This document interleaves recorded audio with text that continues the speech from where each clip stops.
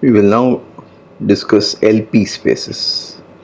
The LP spaces, L for Lebesgue, constitute a rich source of examples and counterexamples in functional analysis. They also form an important class of function spaces for the study for various topics in applied mathematics. For instance, to study partial differential equations, we use LP spaces and subspaces of these LP spaces, which are special spaces called Sobolev spaces and so on. So LP spaces are very important both in analysis and functional analysis, and we will study in this chapter some important properties of LP spaces from a functional analytic point of view. Of course, in a course in measure theory, there will be other emphasis, but here we will look at some of the important things. So what is the basic starting point? So we have a measure space.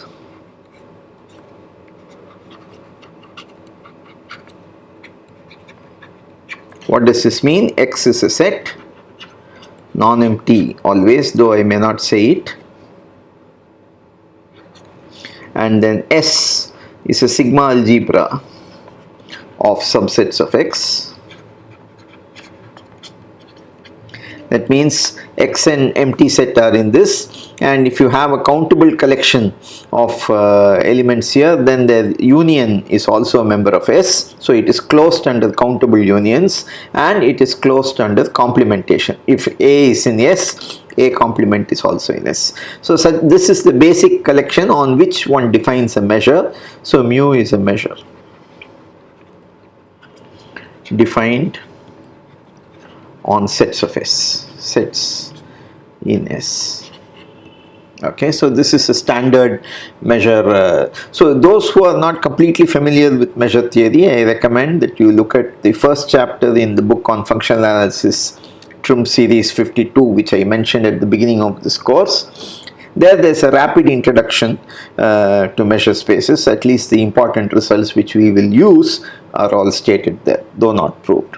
Okay, so now you take f from x to r, real valued measurable function. So if you know something on measure theory, you know what. So inverse image of sets of the form. So f inverse of minus infinity is alpha are members of S. So for every alpha in R, that is a measurable function. So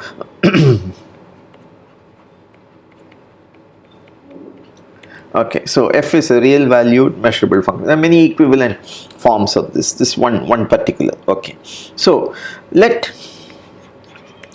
1 less than or equal to p less than infinity, and then define. So I am going to very suggestively put the symbol norm fp, that is equal to integral over x mod fx mod f to the power of p d mu power 1 by p. Okay, so we say that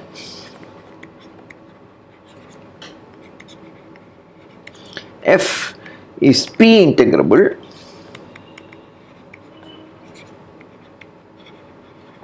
if norm fp is finite. Okay, now so if you say p equals 1, we say integrable. If p equals 2, we say square integrable, and so on. So next, let m be positive, and we say that we denote by mod f bigger than m. This is a set. This is a set of all x in x, such that mod of fx is bigger than m. Okay, so then norm f infinity is the smallest m, so infimum of all m, such that the measure of mod f bigger than m. So this is a set and because of the various properties of measurable functions, this will be a measurable. That means you can define its measure. So this is equal to 0. So m is such that it's almost an upper bound. If mod fx is less than or equal to m for almost every point x, except it may be violated on a set of measure 0. Okay, now you take the smallest such m, so you call the infimum. So we say that f is essentially bounded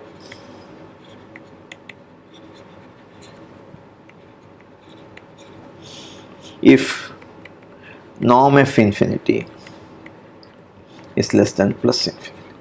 Okay, so that essentially, why do we say essentially bounded? It may not be, it may take infinite values or it may be unbounded in some places, but that where it is so is essentially is a set of measure 0 and therefore negligible in the sense of measure theory. Okay, so now we have the proposition. So if p equals 1, we said p star equals infinity and vice versa. If p equals infinity, p star equals 1, and if 1 less than p less than infinity, then p star is the conjugate exponent. So 1 by p plus 1 by p star equal to 1. Okay, so now we meet an old friend, proposition. So we have the Helder's inequality.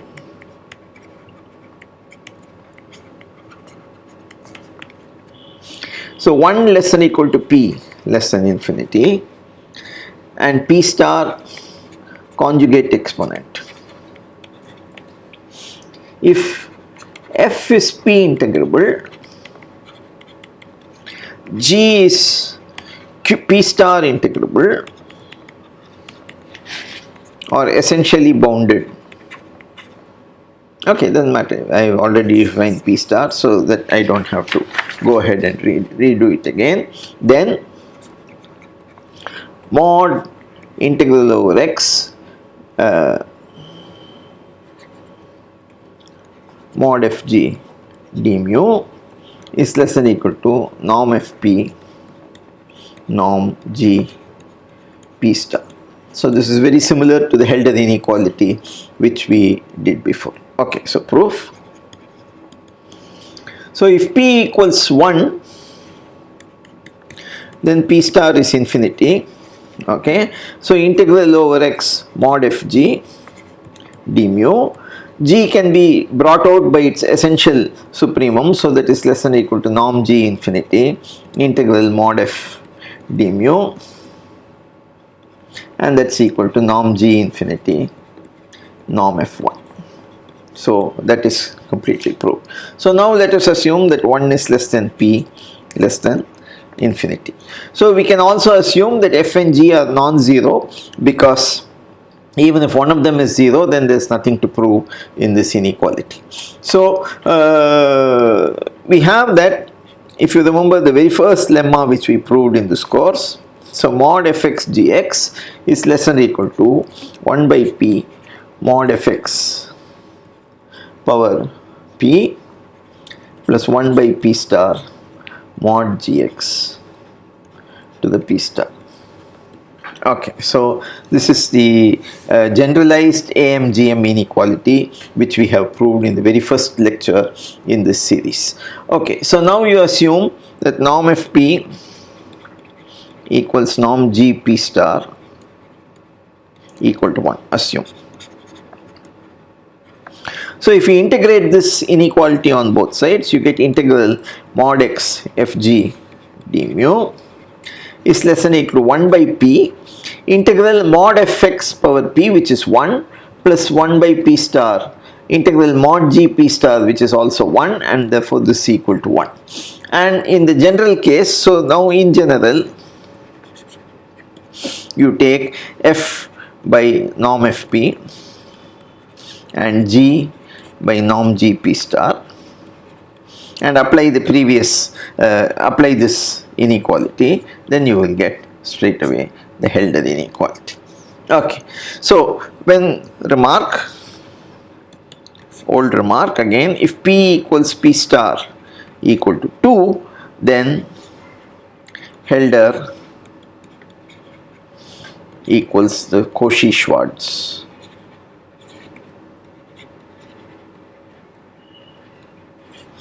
inequality.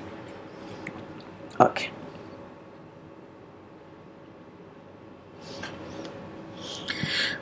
So the next proposition is Minkowski's inequality. Again, we are going to follow almost what we did earlier. So 1 less than or equal to P less than or equal to infinity, F and G, it doesn't matter, P integrable, essentially bounded if P equals infinity, okay, and then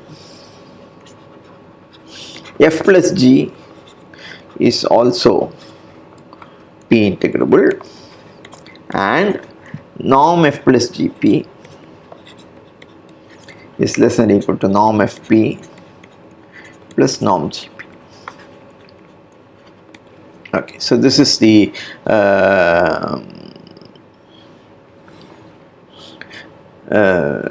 triangle inequality which we proved for vectors. So now we are proving it for functions. Okay, so again we can assume, so proof, assume F plus G is not 0, because otherwise the result is trivially true, there's nothing to prove. Okay, now if you take the function t going to mod t power p, then this is convex for 1 less than or equal to p less than infinity. So mod fx plus gx power p is less than or equal to 2 to the power of p minus 1 of mod fx power p plus mod gx power p. So this just comes from the convexity, the midpoint. So if you had by 2, you have power p less than 1/2 of this, so the 2 power p will cross multiply and you will get this. So this is just a definition of convexity of this function and you will get this. So if you integrate both sides, so integrating, we get f plus g is p integrable. If p is equal to infinity, then of course mod fx plus gx is less than or equal to mod fx plus mod gx, and each is essentially bounded, so implies essentially bounded. Okay, so there is nothing to prove. So now if p equals 1 or infinity, so you get norm. So if p equals infinity, you get from this that norm f plus g infinity is trivially less than norm f infinity plus norm g infinity. And if p equals 1, the same thing tells the integral mod f plus g d mu over x is less than or equal to integral mod f d mu over x plus mod g d mu over x, that is norm f plus g1 is less than or equal to norm f1 plus norm g1. So all that is fine. So we now only have to look at the case 1 less than p less than infinity. So we now assume that 1 less than p less than infinity.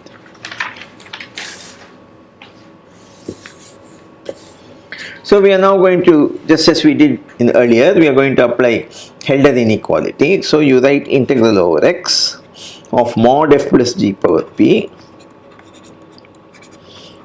d mu is less than or equal to integral over x mod f plus g power p minus 1 into mod f plus g, which is less than mod f plus mod g. So I will write into mod f d mu plus integral over x mod f plus g power p minus 1 mod g d mu. So we are now going to apply Helder's inequality to each one of the terms on the right hand side.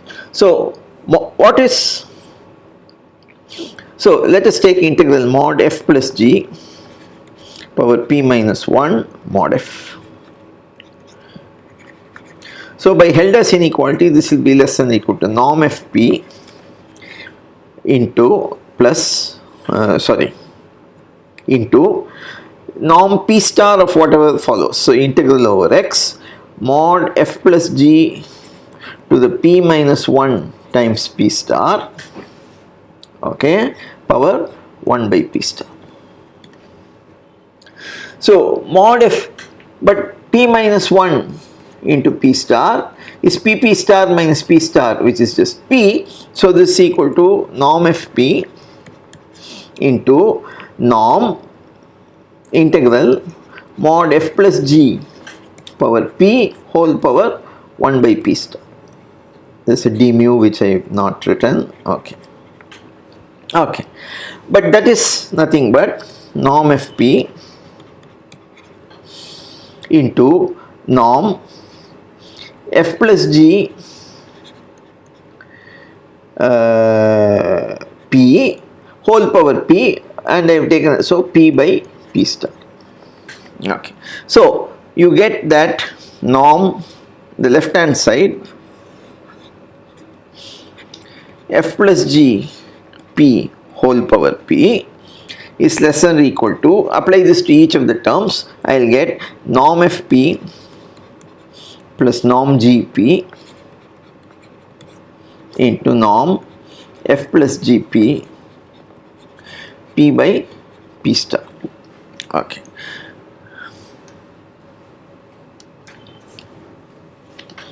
So now since it's not 0, I can divide this here. So now p minus p by p star is p minus 1 by p star, okay, and that is nothing but 1, okay. 1 minus 1 by p star is 1 by p, and so that's equal to 1. So if I divide it, so I get norm f plus g p is less than or equal to norm fp plus norm gp, and that's exactly the Helder's inequality. Okay, so now what have we seen? So if you take this norm fp, so that proves Minkowski's inequality. Then it is satisfies all the properties of a norm, except there is only one property which it doesn't follow. Norm fp equal to 0 does not imply norm f equal to 0. Okay, so it only implies norm fp equal to 0 implies f is 0 except possibly on a set of measure 0. That is, we say f equal to 0 almost everywhere. That means except on a set of measure 0, the result is true. So you do not have this, so you do not have a norm of this. So what do we do whenever we have such a difficulty? We quotient things out. So we say that f is equivalent to g if f equal to g almost everywhere. That means f equal to g except on possibly a set of measure 0. So this is certainly reflexive, this is transitive, and symmetric, and therefore you have this an equivalence relation, and it partitions the set of measurable p integrable functions into equivalence classes. And also if you have that f1 is equivalent to g1, f2 equivalent to g2, and then you have f1 plus g1 is equivalent to f2 plus g2, and alpha f1 is equivalent to alpha g1. Okay, and so, and also if f is equivalent to g, then you also have norm fp equals norm gp. Therefore you take any equivalence, so take equivalence classes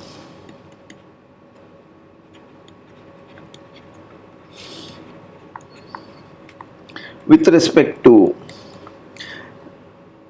equality almost everywhere. So this relationship tilde is equality almost everywhere. So with respect to this relation, you take the equivalence classes and you define, so if I take norm f bar p, you define as norm fp for any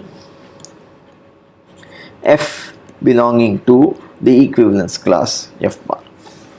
Okay, so it doesn't matter which representative you take, so all of them will be the same. Then of course it becomes a norm, because if norm p equal to 0, then norm f equal to 0, then of course f is the function 0 almost everywhere, and therefore you take it as it belongs to the 0 equivalence class, and therefore it becomes a norm. Therefore we make the following definition.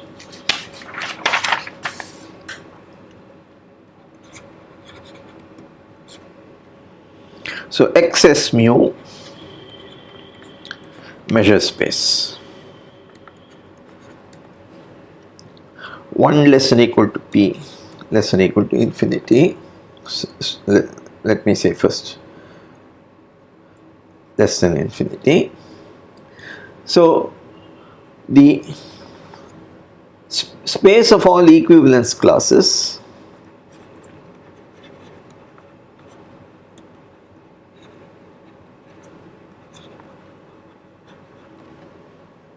under the equivalence relation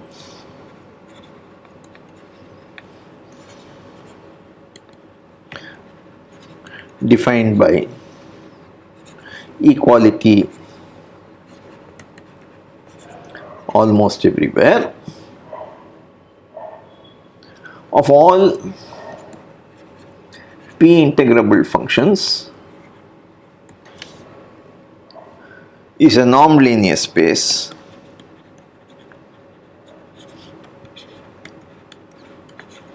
with the norm fp, the norm p. How is it defined? In given any equivalence class, then you take any representative and then evaluate the p norm for that. Okay. So this space is denoted LP mu. Okay. Similarly, the space of equivalence classes of essentially bounded functions is a norm linear space with norm infinity and is denoted L infinity of mu. Okay, so these are the spaces. So when we talk, of course, we will not talk really make a fuss and talk about equivalence classes. We will say a function is in LP. What do we mean? We mean that this function which we are talking of is a representative, is p integrable or is essentially bounded depending on what the value of p is, and it's a representative of an equivalence class in that space. Now, however, we will not, we will just say it's a function, because we are going to work all our computations via representatives only, and it won't matter which representative you are taking. Okay, because any two will be equal almost everywhere and they will not make a difference in all our calculations, which are mostly integration, and therefore if it's 0 on the set, except on the set of measure 0, the integral is automatically 0. So